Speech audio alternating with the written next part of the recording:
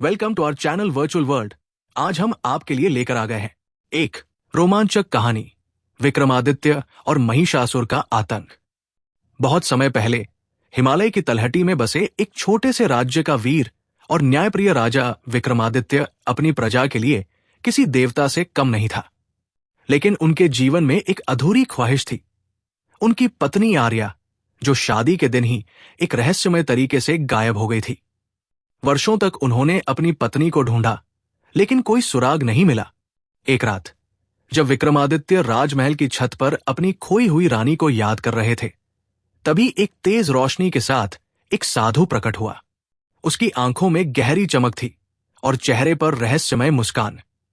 तब साधु ने कहा, राजन, यदि तुम अपनी रानी को पाना चाहते हो तो तुम्हें महिषासुर नामक राक्षस को हराना होगा। वो हिमालय के शिखर पर स्थित एक जादुई किले में रहता है, लेकिन ये आसान नहीं होगा। तुम्हें 3 कठिन परीक्षाओं का सामना करना होगा। विक्रमादित्य ने बिना एक पल गवाए सफर पर निकलने का निर्णय लिया। वो अपनी वफादार घोड़ी अरुणा और एक बुद्धिमान पक्षी गरुड़ को साथ लेकर हिमालय की ओर रवाना हुए। यात्रा के दौरान विक्रमादित्य एक घने जंगल में पहुंचे। वहां का वातावरण भयावह था। अचानक उनके रास्ते में एक विशाल आग का गोला प्रकट हुआ, जिसे पार करना असंभव लग रहा था। तभी एक आवाज गूंजी, यदि तुम इस जंगल को पार करना चाहते हो तो अपनी बहादुरी साबित करो।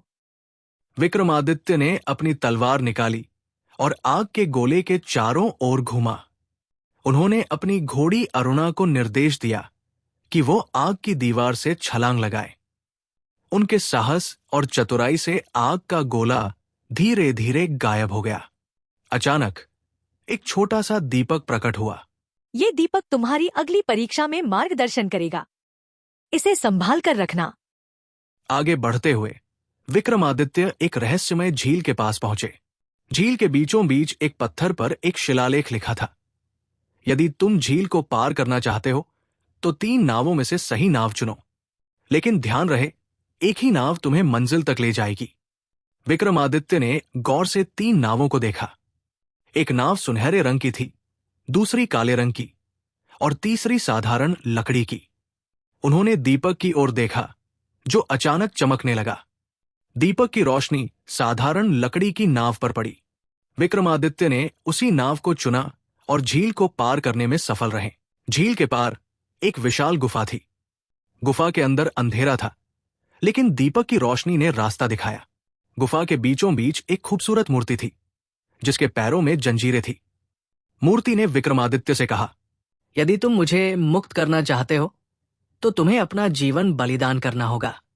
विक्रमादित्य ने बिना सोचे समझे कहा, यदि मेरे बलिदान से किसी की मुक्ति हो सकती है तो मैं खुशी खुशी यह करूंगा। जैसे ही उन्होंने ये कहा, गुफा में अचानक तेज रोशनी हुई। मूर्ति गायब हो गई और उसकी जगह एक सुंदर योद्धा प्रकट हुआ। उसने कहा, ये केवल तुम्हारी परीक्षा थी। तुम्हारे प्रेम और बलिदान ने साबित कर दिया कि तुम योग्य हो। विक्रमादित्य आखिरकार महिषासुर के किले तक पहुंचे। किला भयावह था। चारों ओर अंधेरा और डरावनी चीखें गूंज रही थी। महिषासुर एक विशाल राक्षस था, जिसकी आंखों से अंगारे और शरीर से आग निकल रही थी। उसने गरजते हुए कहा, राजन, तुमने मेरी परीक्षाओं को पार कर लिया, लेकिन मुझसे जीतना असंभव है। विक्रमादित्य ने अपनी तलवार निकाली और महिषासुर से भीषण युद्ध शुरू हुआ। महिषासुर अपनी शक्ति से विक्रमादित्य पर भारी पड़ रहा था।